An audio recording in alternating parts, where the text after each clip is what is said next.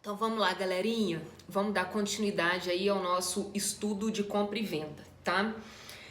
O que acontece? Essa parte da matéria, ela é de suma importância, principalmente porque ela acaba se correlacionando com o direito das famílias. Calma aí, mais um cafezinho aqui.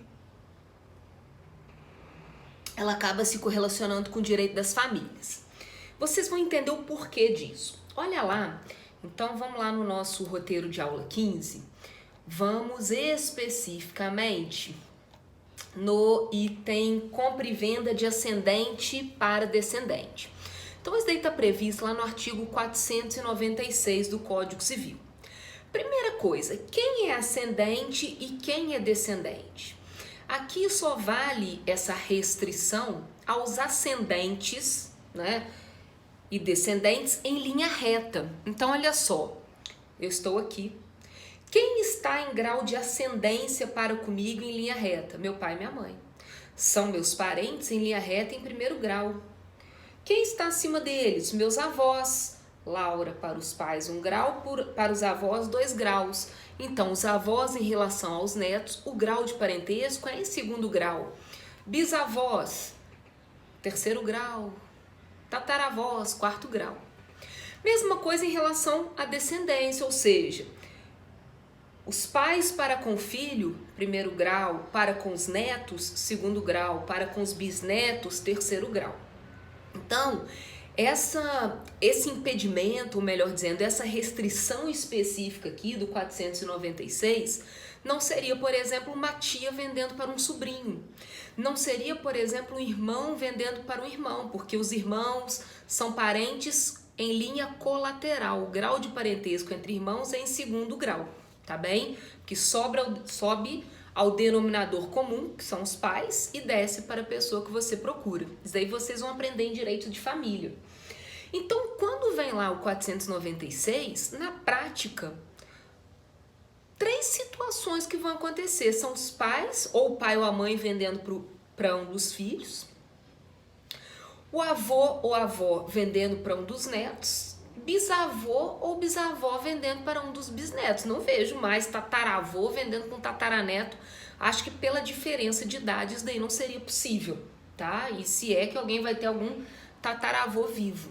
Aí eu brinco, né? Se seguir Tati quebra barraco, ela foi avó aos 20, foi mãe aos 14, avó aos 28, então se a galera for procriando aí de 14 em 14 anos, acho que daria para chegar aí.